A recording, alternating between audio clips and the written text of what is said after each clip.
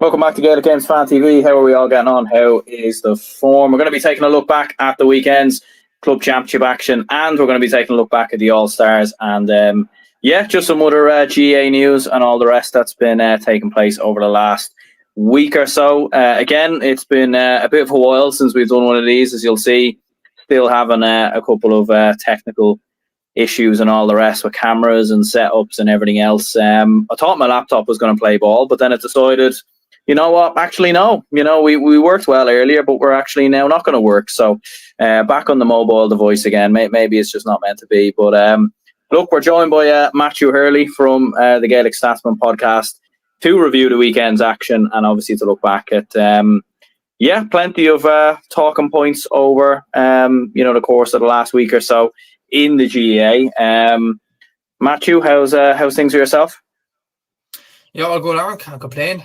Just looking ahead and looking back to all the GAA action that's happened with clubs and all that, and then you had the All Stars on Friday night, which provided a few controversial picks. I'll put it that way, but definitely looking forward to the rest of the club championship. We're coming into fever pitch now. Like after this weekend, we're essentially in the last 16 of the All Ireland championship, last 16 in football anyway. In hurling, not so much, I don't think, because the Leinster Championship quarterfinals don't begin until mid-November. I don't know why they're pushed back that long, but anyway. And the LGFA and Camogie have reached near enough to the last 8 of their competitions as well. So some very interesting games to look forward to. Some interesting picks in the All Stars as well. And we're coming out closer to Christmas, and it's great kind of to come closer to the IS League in that regard as well. And some interesting retirements in the past few days as well. The likes of James McCarthy, Dara Foley from Carlow as well. So, and I look back as well, I think across LGFA and men's football, I plan to do a retirement team at the end of the year for a post. And there's been over 30 retirements in men's and women's football joined, which is incredible in its own right. It just shows you that maybe the players have just lost the energy. Maybe they've retired early or whatnot. Like a few interesting names there to name a few. James McCarthy, obviously, Dean Rock is there. Luke Connolly from Cork Point of View is there. Stephen O'Brien from Kerry's there. Niall Slunton from Tyrone is there. There's a load there. It probably, and there's big players there as well. It probably just epitomises the role of the current Gaelic footballer as well, and it's interesting enough to look at. But some interesting topics to look at in this show, I'm sure. Yeah, absolutely. And look, I suppose I wanted to start with James McCarthy, obviously retiring. But before we do that, just a comment here from Gavin who says, well, lads, fair play to Aaron Gales for winning from Mana at the weekend, but it would have been funny if my prediction came true. But maybe Enniskillen needed a few more sessions with I show speed. Like maybe they could need him to come along or something of that nature. I suppose he's too busy just going to the Ballon d'Or, isn't he? So fair enough. Look, if you're going to the Ballon d'Or over Aaron Gales, I certainly know what I'd pick.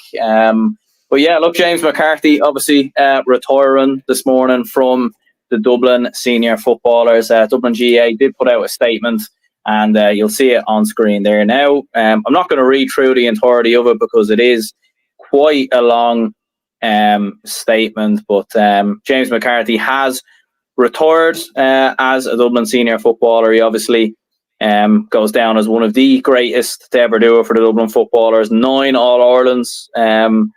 Absolutely incredible stuff. Like when you think of it, 6 National Football League titles in there as well. One of the greatest to ever do it, whether it be in midfield, whether it be at wing back. And interesting enough, like looking at this statement as well, like I suppose even the first and last part I think are the most interesting because he does sort of cite quite a lot about injury issues. And then even if you look at the very end there, he says time flies. Grasp every opportunity that comes your way. You will never get this time back. So you kind of get the feeling that this was a very, very hard decision for James McCarthy to make. He was involved in the new rules games as well, so it probably did come as a bit of a surprise, given that he was involved in those games. But Matthew, your thoughts on this news? Yeah, it's in some ways the shock, considering the enigma that James McCarthy had throughout the Dublin team and throughout the All-Ireland Championship indeed. But when you look at the age of him, when you look at the All-Irelands that he has won, he has the current record, joined with Mick Fitzsimons and Stephen Cluxton, obviously with the most All-Irelands by an individual player. You have to expect him to call it a day then with 9 All-Irelands. It's a magnificent achievement. Obviously, it's kind of disappointing that he didn't win his elusive Player of the Year award. He almost did it in 2023. Well, to be honest, he would have been my Player of the Year, honestly. That's for another discussion, obviously, and we discussed that in depth in past podcasts. But yeah, he probably deserved it that season. I remember breaking on the scene in 2011 against Wexford when the Leinster Championship was competitive. Dublin were really in trouble in that one with Redmond Barry and PJ Banville and Kieran Ling really putting out trees for Wexford. They went ahead in that game, and then James McCarthy took the game by the scruff of the neck and got a goal, the second goal of the game for Dublin that day.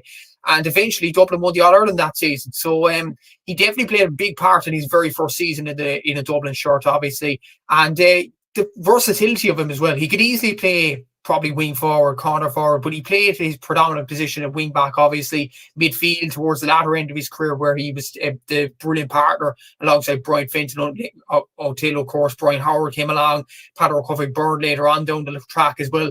So yeah, he's had an amazing career, versatility, ticks all the boxes there. He's a magnificent footballer. The awards that he's won, obviously 9 All-Ireland championships, 14 Leinster titles, even though the Leinster Championship is almost like a prize at a crisp packet at this stage, but we'll move. The 6 Alliance Leagues is a big achievement, 5 All-Stars, not a Player of the Year award, which is very disappointing from his point of view. Obviously, 1 Leinster title with Ballymun Kickham's, obviously a Sigerson Cup as well with DCU back in 2012, 2 Dublin championships as well, which I'm sure he would have wanted to win more, and he had a big chance this season, obviously with Coola going all the way. So yeah, he's had an absolutely amazing career. Was it a shock that he retired? Maybe not, considering the age and what he's won. Maybe that was the time to step away. But I wouldn't be shocked now if Mick Fitzsimons and Stephen Cluxton follow in the same route towards the end of the season. We might see many people happy at Christmas, but maybe a few Dublin fans will be quaking their boots at Christmas, seeing the amount of retirements coming up. And Dean Rock obviously retired, as I mentioned at the start of the show, earlier this year as well. So the Dublin team, the great Dublin team, is breaking up. I'm sure that's not great news for you, Aaron, but it's great news for everybody else because they might have a bit of a crack at the All-Ireland now.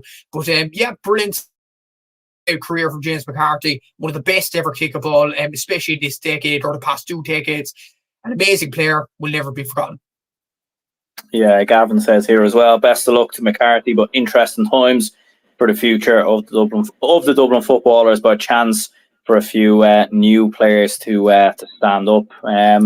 Yeah, look, I mean, I think as Dublin fans, like, we've been very much expecting really like this era to come to an end, like probably before, like, you know, next year, if we're being honest. I think a lot of people thought, you know, in 2023, that was probably the perfect time for McCarthy, for Cluxton, for Fitzsimons to step away.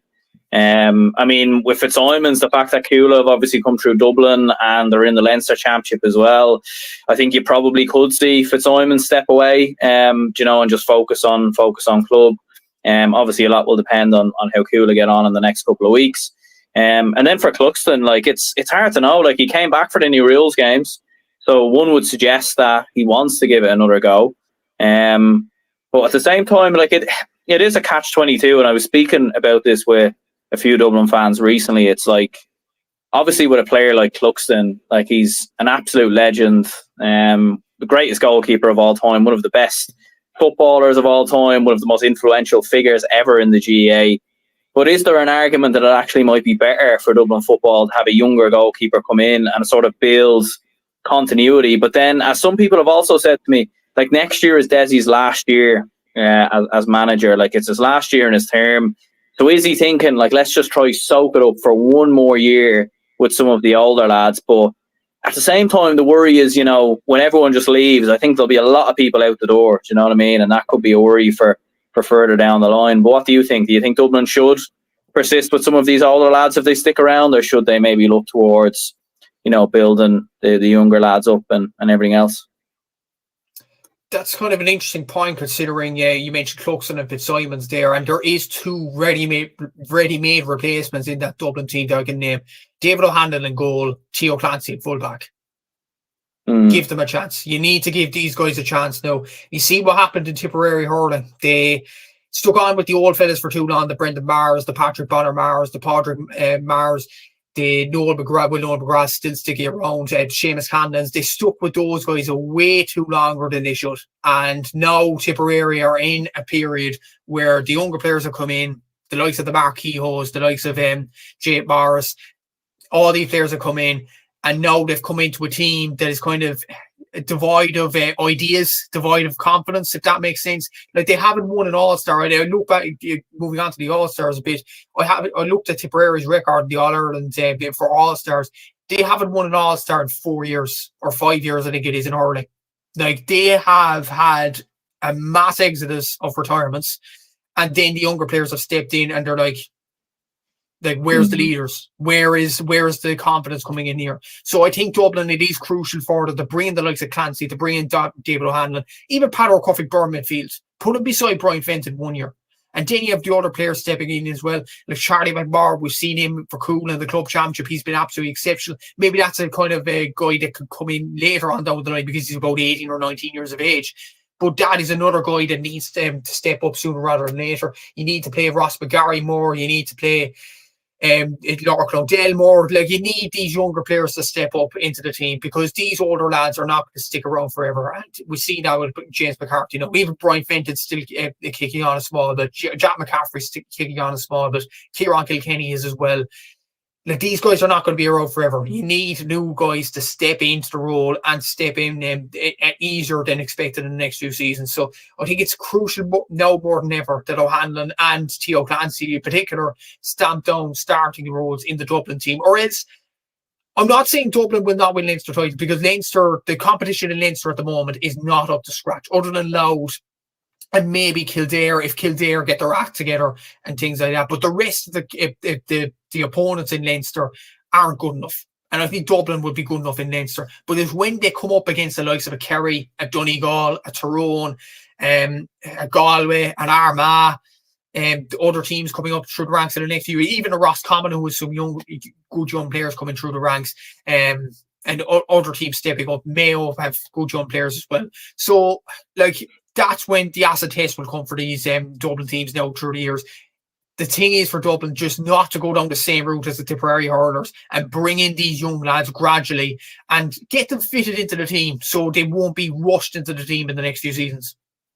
Yeah, I think there is still enough leaders there, like, to finish up on it. Like, you still have Con, you still have Brian Fenton. Like, I don't think these lads will be going anywhere, like, at least for the next 3, 4, 5 years, that way. Like, so there is still leaders there, but I do think at the same time it is probably about bringing through some of the younger lads and all the rest.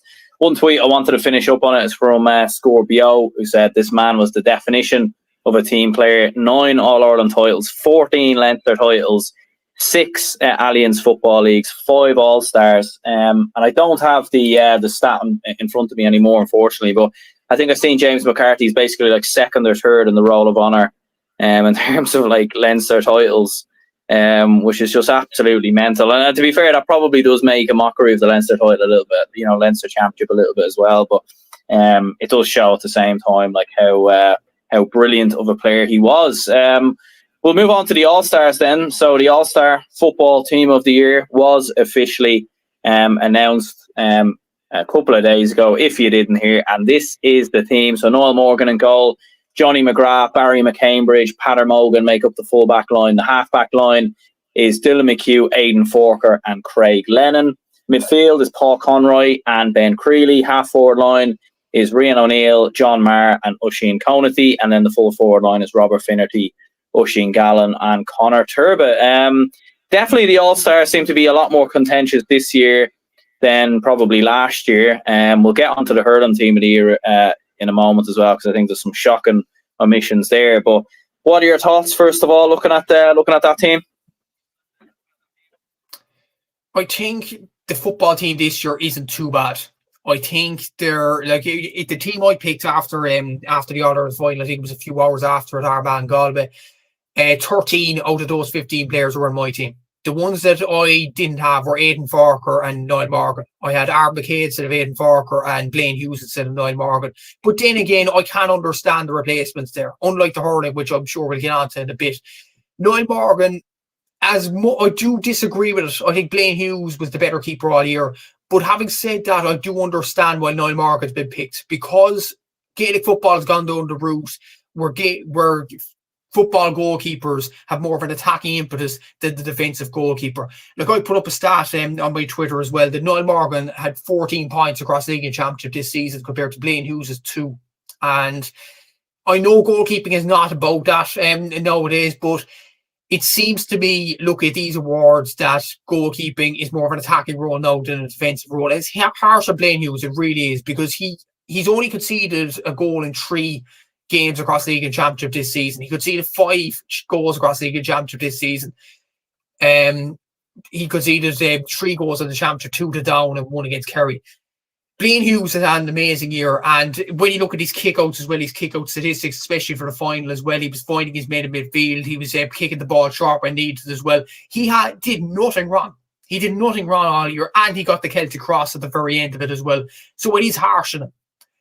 But I know why they pick Morgan, because they want more of attacking goalkeepers to be more admired, in all honesty. I disagree with it, but I understand the pick. The other one, Aidan Farker above Aaron McKay. Look, I think both ways. You can't argue both ways. Both have had amazing years. I think McKay was exceptional at full back. Farker was exceptional at centre back. I probably wouldn't argue against either of them to get in all honesty. I probably would have put Craig Lennon at centre back, Paddy Morgan at number 7, Barry McCambridge at number 4, and Aaron McKay at number 3. But look, differing opinions there. I probably wouldn't disagree with Aidan Farker either. I think he's had a very good season from an Armagh point of view. So yeah, I think that's a decent enough pick as well. And when you look at the forwards and the midfielders as well, they were the exact same as my picks. And you look at the forwards in this, and I said this to Seamus as well, it's quite an interesting statistic that the top scorer from play and the top scorer overall didn't make it onto the forward list. I agree with it, but I think it's a quite interesting one to look at. Conor O'Callaghan was the top scorer from play, didn't make it into the team. And Ryan O'Donoghue was the top scorer overall, didn't make it into the team. Like, it's quite an interesting angle to look at, considering Ryan O'Donoghue wasn't the top 10 scorers from play as well. Conor O'Callaghan was high up. Paul Conroy was second in the list, and he got the Player of the Year award, which we'll mention I'm sure in a bit. But the likes of John Maher, the likes of Oisin Conte, and the likes of Rian O'Neill didn't score as much this season and still got into the team. But there is reasoning behind them being picked. Rian O'Neill came up with clutch moments for Armagh. John Maher came up with every attacking outlet for Galway in the final especially, and throughout the season. Oisin Conte was absolutely outstanding in the last 3 games of the championship with a 70% accuracy across the 3 games. So I can't argue against any of those half-forward selections. Rob Finnerty deserved it, absolutely. Oisin Gallen deserved it because of his kicking ability for Donegal. Conor Turbill was the third top scorer for play, only behind Paul Conroy and Conor O'Callaghan. So he deserves it, absolutely. But it is quite an interesting angle to look at, that the top scorer from play and the top scorer overall didn't make it onto the team. I'm not sure what anybody else thinks about that, but it's quite an interesting angle to look at when you think about it. But yeah, overall, I agree with many aspects of the team. I disagree with the goalkeeper one, but I understand why Morgan's been picked. Yeah, Gavin says here, I enjoyed watching it last year and finding out Emma Smith got one. It's not the same when the team was dropped before the show aired. Morgan and Lennon would have been nice surprises. Yeah, like, it's, I don't know, I don't like it all being spoiled and everything else. Like, it's a bit like the Ballon d'Or as well, like being spoiled, like the day before and everything else.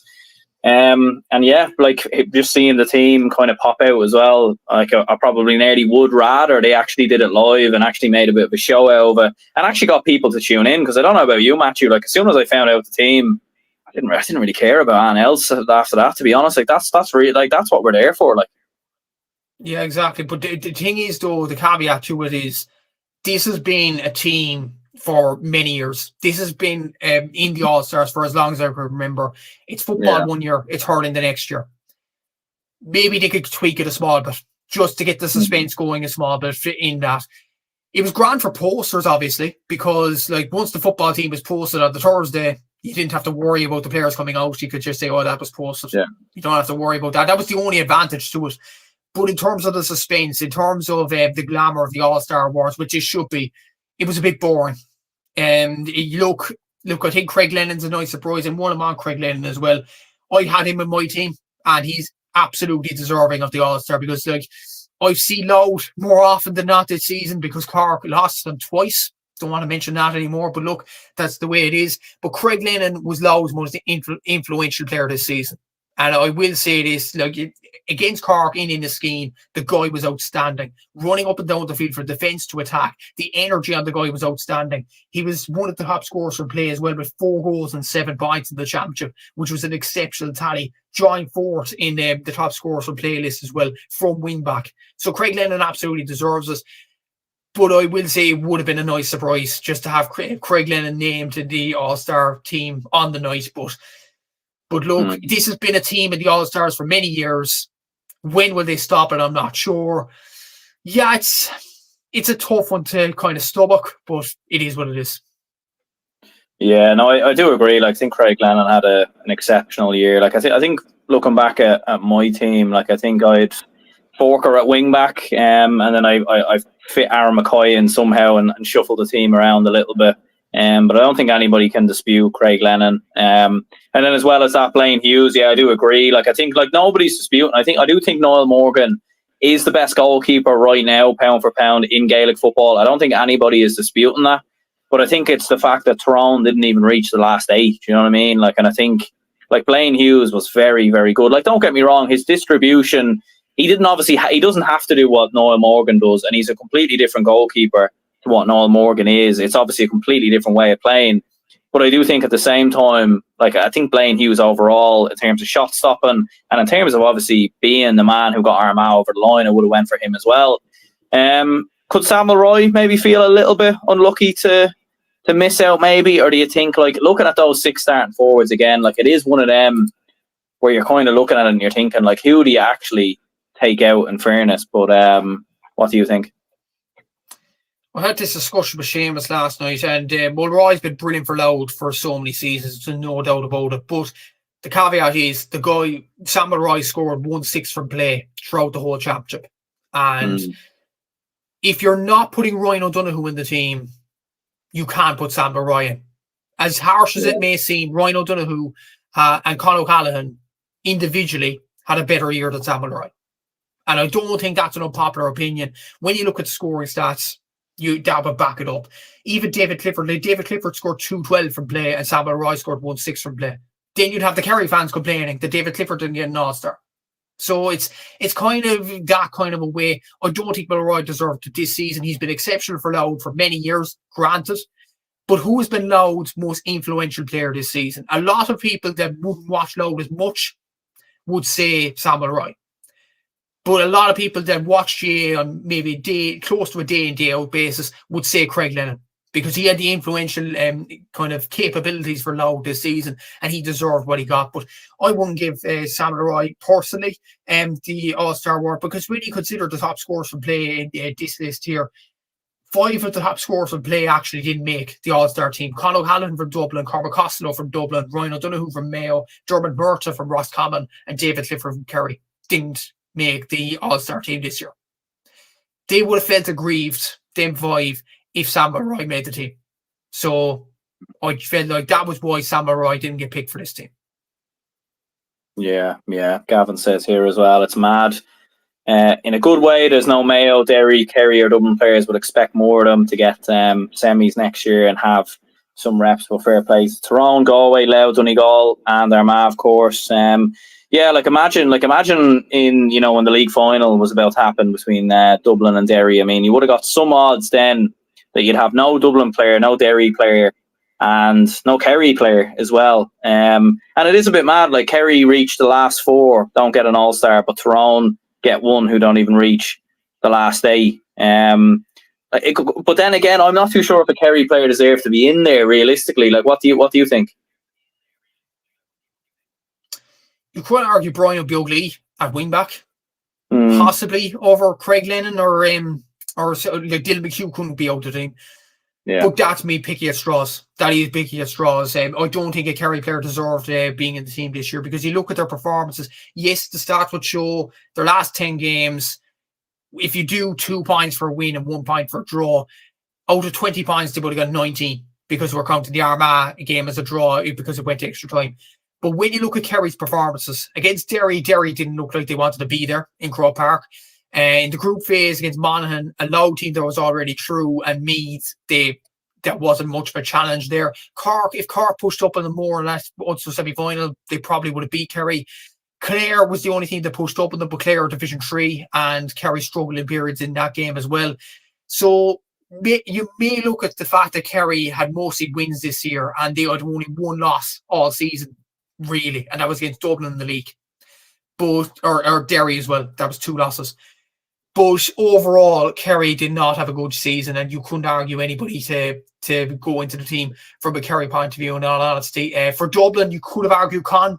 You granted, you'd say Con didn't do well in the quarterfinal against Galway, but if you're counting the full year, I'm not saying Con deserved an All-Star. He wouldn't have deserved it in my team, but there is an argument, considering he was the top scorer from play, considering he was making defenses have nightmares throughout the season. I felt like Con deserved at least a shout, I would think. Ryan O'Donoghue deserved a shout as well. If Niall Morgan is getting one, I feel like Ryan O'Donoghue deserved one as well. Because let's not forget, he was a guy from Mayo that dragged them through many sticky situations. Look, he nearly got them out of the situation in Derry, getting that penalty that stuck it away past Owen Lynch. He was the top scorer overall. He was one of the top scorers from play. And I feel like if Mayo got to the quarterfinal, I think Ryan O'Donoghue would have got an All-Star.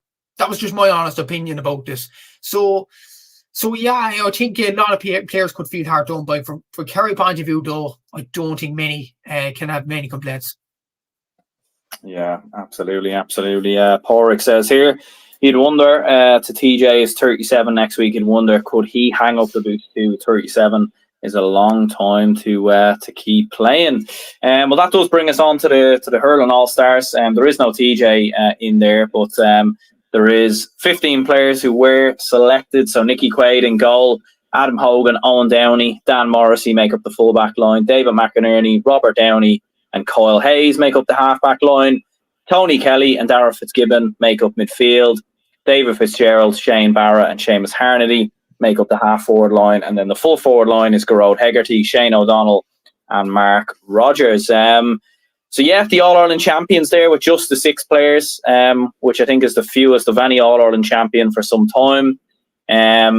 You've obviously got a good couple of Cork players in there and a couple of Limerick players in there as well. There certainly are some very interesting decisions in there. What do you make of it? First of all, it's the first every year of the All-Stars that a Kerry footballer or Kilkenny hurler has not won an All-Star the same season, which is incredible in its own right when you look at that stat. But in terms of the team itself, it tells you all you need to know when the most controversial kind of thing of the night isn't Lauren Whelan and Ella Deasy turning up at the All-Star Awards. It's this team. First of all, the 2 players that I really have reservations over. First of all, Dan Morrissey, a cornerback. The guy, Dan Morrissey's an outstanding player. Covered that? The guy got roasted by Brian Hayes, not once this year, but twice. And he still gets an All-Star cornerback. Brian Hayes doesn't get an All-Star. I don't know how that makes sense. I would have put Conor Lean a cornerback because he was the most consistent player all year for Clare. But one bad decision, maybe not. Maybe you'd coast past that. But 2, the second one, Gearóid Hegarty, a corner forward. This is a bonkers pick, Aaron. I'll put it this way. Gearóid Hegarty, outstanding player. And he won Hurler of the Year, deservedly so, in 2020. And he's, in the past few seasons, he's been an outstanding hurler. But look at the backs this season. Gearóid Hegarty had one good performance in the championship, the Munster final against Clare. He did not have a good performance throughout the rest of the season. Let's put it this way. My pick of corner forward would have been, if you're looking at it through performances and your eyes and looking at it through big games and clutch moments, Brian Hayes gets it. But if you're looking at stats as well, it's either Lee Chin or Rory O'Connor from Wexford to get it. Because Rory O'Connor was one of the top scorers for play. Lee Chin was one of the top scorers overall in the championship, and they deserve their accolades as well. But it's either one of them 3. Chin, O'Connor, Brian Hayes, not Hegarty. I mean, this is probably one of the worst decisions I have ever seen in a hurling All-Star team because of the fact I don't think Hegarty did enough. One good performance does not make an All-Star selection in a year. It simply doesn't. So I mean, why Haggerty's getting picked, I don't know. It's a bit of a bonkers pick. But there you go. Out of the 15 that I had after the order of the final between Clare and Cork, 13 out of the 15 got it. And the two that didn't were the ones I mentioned, Dan Morrissey and Garrett Haggerty. I had Conor Lean and I had Brian Hayes in the team. So I think it was a bonkers pick, Aaron. I don't know who makes that decision. I really don't. How he got in, I'm not sure. The other Limerick players, though, I think Nicky Quaid deserved it simply because his save accuracy in the Munster Championship in particular was about 75%, which was absolutely outstanding. And I feel like that needs to be taken into account as well. He had a brilliant season. He saved Limerick in a lot of games throughout the season as well. So I feel like he should be rewarded. And the other one, it's controversial because of outside influences. But Kyle Hayes, look at the performances on the pitch. Kyle Hayes deserved an All-Star this year. And you might say he's not an influence. That's out of our realms, to be honest with you. That's RT newsworthy. That's totally other bits of news completely. But if you're looking at performances, if you're analysing performances on the pitch of play, Kyle Hayes deserved an All-Star this season. He was one of Limerick's best players. He was the best Limerick player this season. And I don't think that's anything to cry about whatsoever. So, but the other two picks, Morrissey and Haggerty, I'd have questions. Yeah, no, look, I would agree. Like, I had Stan Morrissey on the podcast before, and obviously have a lot of time for him and everything else. But no, I would agree. Like, I'd have Conor Lean in there as well, and Brian Hayes over Garrod Hegarty. Like, I think they're two very, very easy decisions in my opinion. And I'm not too sure where they got Hegarty from. As you said, like, I can think of a wide range of different players who would get in ahead of Hegarty, in my opinion. I nearly even would have looked at someone like John Donnelly as well, who I thought had a very, very good year for Kilkenny, albeit he was more so playing around the half-forward line. But I probably would have looked at him for Kilkenny as a potential shout. I thought he had a very, very good season. But yeah, a little bit unusual. Like, I think because you look at the team and you think back and you're like, because I remember when I seen it, I was like, Hegarty, was he actually that good last year? And then you're trying to think of games. And I think if you're trying to start thinking of games and thinking of moments, you're thinking like that can't be right. So, like, I don't know, is it bias maybe because it's Limerick and it's Limerick players, and Limerick are, I know they didn't win the All-Ireland last year, but they are one of the best teams that we have ever seen in hurling. Look, whether they're the best is probably a conversation for another day, but they certainly are one of the best. Like, there's no question about it. So I think automatically sometimes a lot of their players probably will get put in to the All-Star category because of bias and everything else. Same happened with Dublin, for multiple times. It's probably happened with Kerry as well. So, like, it's hard to understand any reason why else they would have got in there. The thing is, it may be because of that. I feel like with Dan Morrissey, to be fair to him, yes, he had two bad performances against Cork on Brian Hayes, granted. But in the other games in the championship, Dan Morrissey was still top class. So you can see why in a way Dan Morrissey got it, but I'd still go Conor Lean there. Haggerty, I cannot even, we're now on Monday.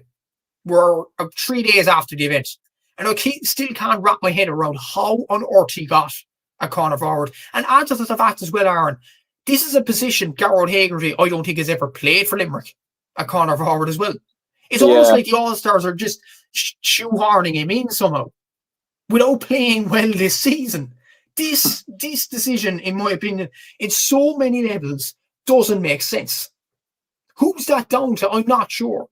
But it's a bad decision on all counts. I'm not sure who made it, but it was a pretty bad call. I think even, like, you look at the Wexford players, Rory O'Connor and Lee Chinkerty feel very hard done by. Rory O'Connor was the joint second top scorer from play. Lee Chin scored 212 in one game of hurling this season. Like, it's almost like, what else do they have to do to get over a player like Haggerty? This is without my Cork boys is now, without the Brian Hayes selection. I'm thinking the Wexford boys, if they're seeing Garrod Haggerty in that, they're thinking, what on earth has gone on here? Like, it's a poor decision, in my opinion. It's probably one of the worst All-Star predictions in my living memory anyway. I don't see how Garrett Haggerty constituted even good performances to get into this team. But look, it's a decision made. Now it's done. I still can't get over it though. Yeah. Is Pat Collins maybe a little bit unlucky to miss out as well? Like, look, I think Nicky Quaid, I mean, it's mad. Like, there's been previous years where I thought Nicky Quaid was a shoo-in to get an All-Star, and he obviously hasn't got one. And well, he has got one before. Obviously, he has got a few before, but obviously he hasn't probably got as many as maybe he should have. But like Pat Collins, like his puckouts against Limerick on both occasions were exceptional, and some of the saves he was making as well were absolutely brilliant. I know you look at the goals in the final and everything else, but like some of those goals, like, I mean, the TJ Reid one, what can you do? Or not the TJ Reid one, the Tony Kelly one, like, what can you do? Do you know what I mean? So Pat Collins maybe a little bit unlucky to miss out. I think it was between him and Quaid. I wouldn't have had Quilligan in the mix, but what do you think? Personally, I would have had either Quaid, if not Nicky Quaid, Ava Quilligan. Okay. I would have, to be honest, because yes, Collins had a very good performance against Limerick in the semi-final, but I don't think the same reasoning for Haggerty, I don't think one game constitutes an outstanding season. And when you look at Collins' throat, think for that start of the season, in the Munster Championship, he had a 25% save accuracy, which wasn't really great. Like every shot nearly went past him. He had a particularly bad few games and things like that, and something to brush up on. Against Offaly, no, let's be honest, this isn't the Offaly team of long ago. It is a becoming Offaly team, but it isn't an Offaly team long ago. Pat Collins conceded 3 goals against Offaly. Yes, he kept clean sheets against Dublin and Limerick. He had decent performances there, but against Clare, the puck outs went awry, in my opinion. That was one of the aspects that lost Cork the All-Ireland final. So I think when you look at all those aspects, I don't think Pat Collins could be considered to be in this All-Star team. When you look at Quilligan, I think he made a crucial save in the All-Ireland final. That's what wins All-Irelands. The save he made for Robbie O'Flynn in extra time was absolutely superb. The saves he made against Kilkenny in the semi-final were equally so. He had a very good year, in my opinion, but just feel like Quaid was a guy, when the Limerick defenders weren't on it this year, Quaid was the guy to step up when Limerick needed him, and he was the one that stood out. So for that reason, I'd have Nicky Quaid in goal. I probably would have had Quilligan second and Collins third. Maybe many people disagree with me. That's my opinion. There we go. Yeah, do let us know in the comments down below your thoughts on the All-Stars and everything else. Definitely some very interesting decisions in both football and hurling, and I definitely think probably in hurling it's definitely contributed a little bit more.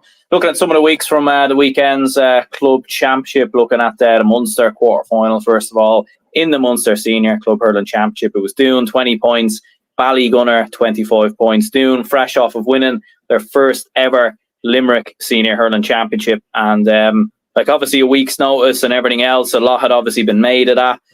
Coming up against Ballygunner, who we know are one of the favourites for the All-Ireland, just like they were last year, albeit they couldn't get over the line last season.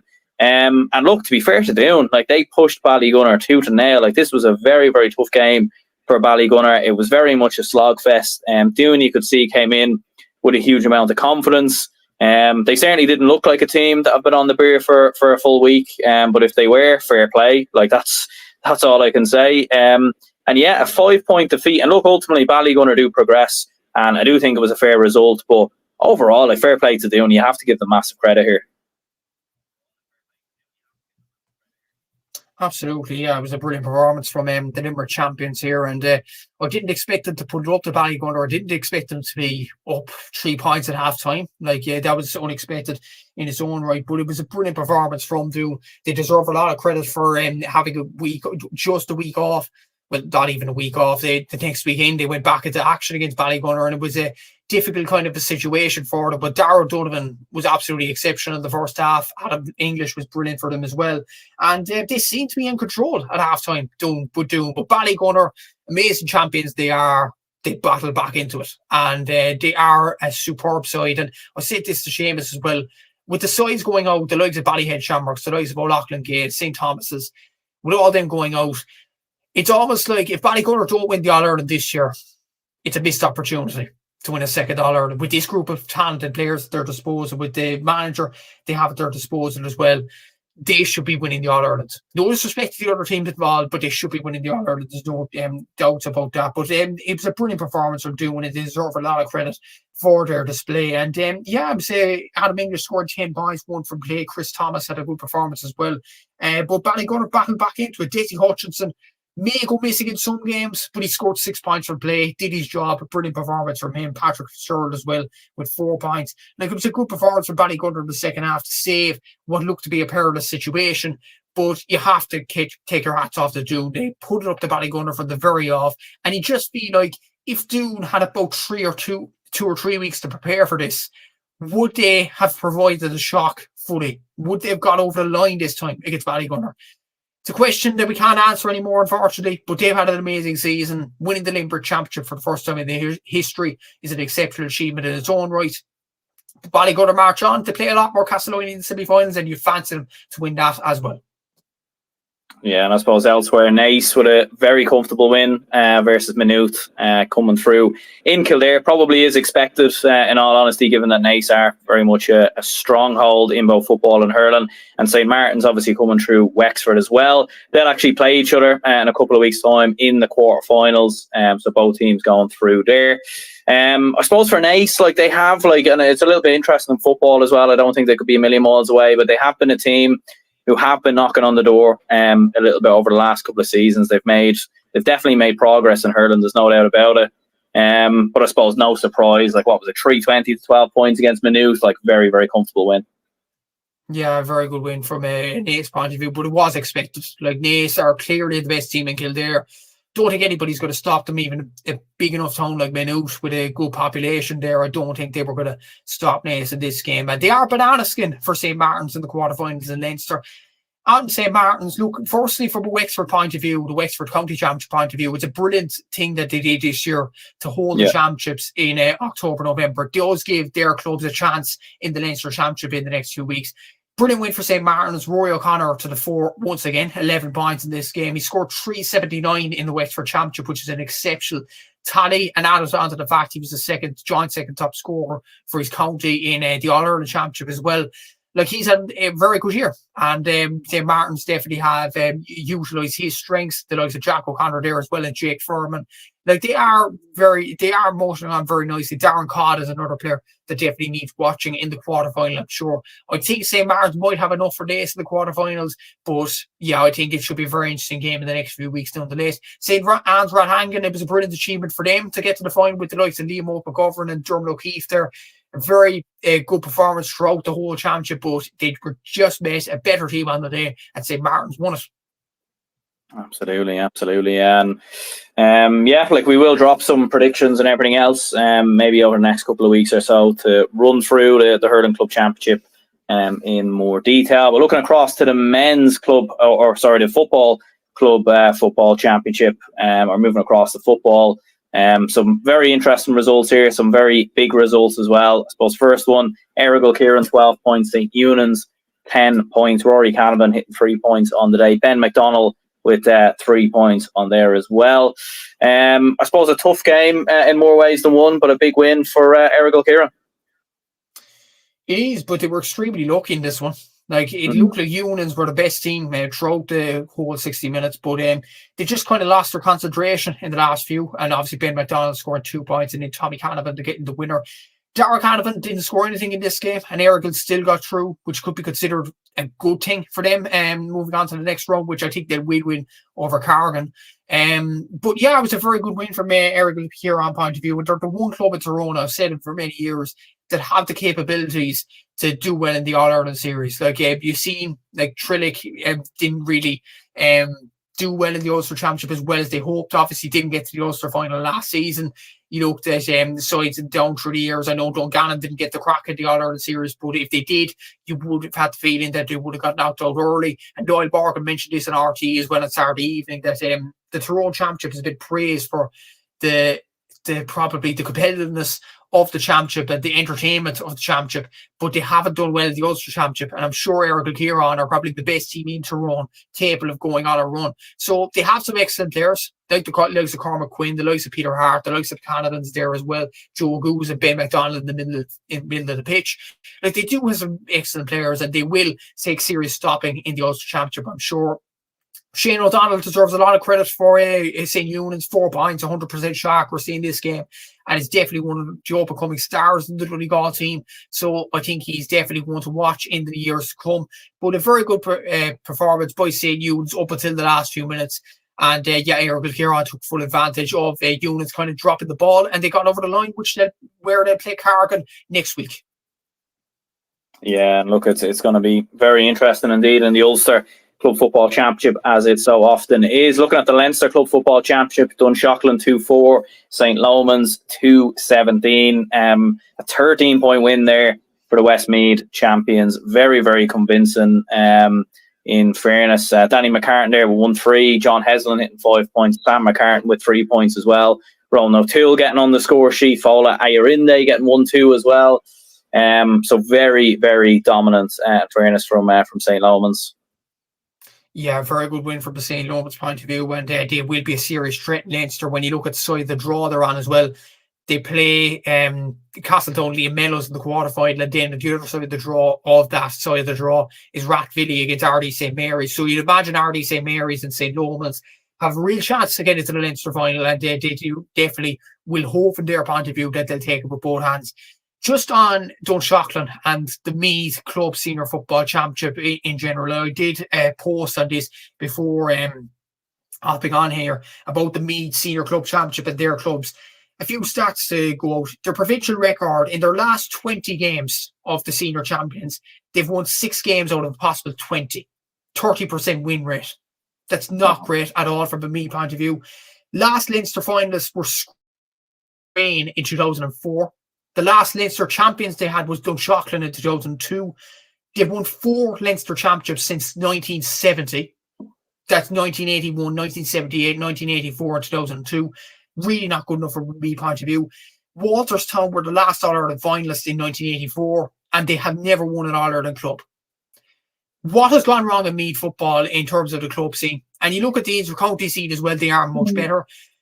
I feel like the Meath Football Championship, to improve their performances in the club championship, I know Meath people would know more about this than us here, but they have to do something about their club championship to improve it in general, because that is horrendous statistics looking at it. And Dunshaughlin, you look at the players that they had on paper, that isn't a bad team. Matthew Costello, Conor Gray, Rory Kinsella, Luke Mitchell, that's not a bad team. How on earth are they getting absolutely slapped up by St. Lomans? St. Lomans are a very good side, but I expected Dunshaughlin to put up more fight than they did. Like, that was a pretty bad beating to take yesterday as well. So I would worry about Meath football looking at those statistics there. Yeah, absolutely. I mean, in fairness to Dunshaughlin, like, they were intermediate champions back in 2022. So like, like, I know obviously they have some very good players. They do have some young footballers in there as well. So I don't really think this is necessarily a slight on them.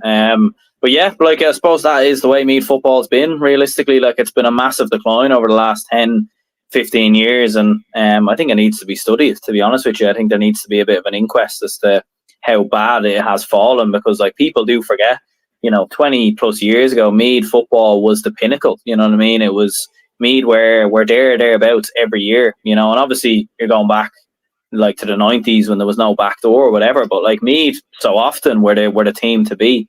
Whereas now they've fallen and regressed massively. Look, whether that's going to be a little bit different next year with new management, we'll obviously have to wait and see. But certainly, yeah, it's not a good look for Meath football indeed. St. Mary's with a big win in Louth. They beat Abbey Lara of Longford 3-14 to 2-8. Very, very comfortable win there for St. Mary's. And Tinnahealy with a big win in Wicklow. They beat Port Arlington 2-5 to 10 points. That's a huge win for the Wicklow champions. It's a big win. It's a magnificent achievement for Tinnahealy. And when you consider they were way down at half-time in their county final against Bolton last, it looked very perilous, their situation there. They dug that out of the fire. The week later, they play Port Arlington, a side that is very experienced when it comes to Leinster Championships, playing the likes of Kilmacud and Naas down through the years. And Tillahely beat them. And they beat them fair and square. It was a brilliant win from the Wicklow champions here. And they have some players like Owen Darcy, who's a big player for Wicklow down through the seasons. And he is their main forward. The class apart, you could argue that Tillahely do possess in their team. And it's a brilliant achievement for them. For Port Arlington, though, with Kilmacud out of the picture, I think it is a massive missed opportunity for them. Like, they've struggled against Kilmacud down through the years in the Leinster Championship. For them to lose in the very first time of asking this season is not great on their kind of standing viewpoint there. But you look at the quarterfinal that Tillahely had, they're up against Tullamore from Offaly, who do have some very good players, good young players in their team, part of the Offaly team that won the All-Ireland back in 2021 in the under-20s. But I think Tillahely will fancy their chances in that one. Considering Tullamore did lose to Summerhill last year, the Leinster Championship in Meath side, and we know the perilous situation that Meath football is in at the moment. For Tullamore to lose that, it gives Tillahely a big chance of reaching a semi-final. Yes, the semi-final, if they get past Tullamore, they'll face either Coola or Naas, and that is going to be a difficult game nonetheless. But if they manage to get to a semi-final of Leinster, that is a magnificent achievement. And it's a magnificent achievement not only for them, but for Wicklow football as well. It's a brilliant win, and fair play to all involved there. Yeah, absolutely. Yeah, no, it's a famous win, and to be fair, like, I remember Blessington getting a huge win a couple of years ago as well against Mullinachta, I think it was. So even go far back as Ratnew beating Vincent. So whatever it is about Wicklow champions, they do tend to actually do quite well in recent seasons in comparison to what we may think when we look at the players and obviously the size of the county and everything else. Looking at some other results as well in the Limerick Senior Football Championship final, there beat Father Casey's 110 to 8 points, and Coolera Strandhill beat St. Gales by a point in the Sligo Senior Football Championship replay. Any thoughts on them? Yeah, decent win for Adair, considering they've been probably the second best in command to Newcastle West down through the seasons. And for them to beat Newcastle West in the semi-final and then to beat Father Casey in the final is a brilliant achievement for them. The likes of Robbie Burke and Hugh Burke have really excelled for Adair down through the years itself. And yeah, it's a brilliant achievement, and congratulations to them. For Coolera Strandhill, it was expected that they get over the line against St. Malaise Gaels there. But St. Malaise had, I don't know, did you see the highlights, Aaron, of the initial game, the drawn game, that St. Malaise kicked an attempt. It looked like it was over the bar. The umpire waved it wide, and the St. Malaise players gathered round the referee, and it was almost like a mass brawl looking at that. Yeah. And then the replay, Coolera Strandhill win it, and Seamus was saying he was hoping St. Malaise would get battered because of the kind of nature that the Malaise players went around the referee, and it was disrespectful in its own right. It was disrespectful, but if they were cheated in the drawing game, you'd think it maybe wouldn't have got away from them. But Coolera Strandhill, deserving champions, it's like obviously Niall Murphy have won their ranks there, and they'll play either North London Shamrocks or Ballina Stephenites in the semi-final of Connacht. Should be a good game there, and nonetheless. Absolutely, yeah. Well, yeah, that very much wraps it up in regards to some of the weekend's GAA news and talking points and everything else. We will be back a little bit later in the week to predict some of the All-Ireland Club Football Championship games, and just maybe do some general predictions and everything else a little bit later on in the week, hopefully. So, yeah, anyone who's tuned in, hit the like button and subscribe if you could. Hopefully, by the time we come back, we will fix some of the technical issues and everything else. But until then, do hit the like button and all that stuff. Check out Matthew's podcast as well, A Gaelic Statsman, when you get a chance as well. And until the next one, we will speak to you all again.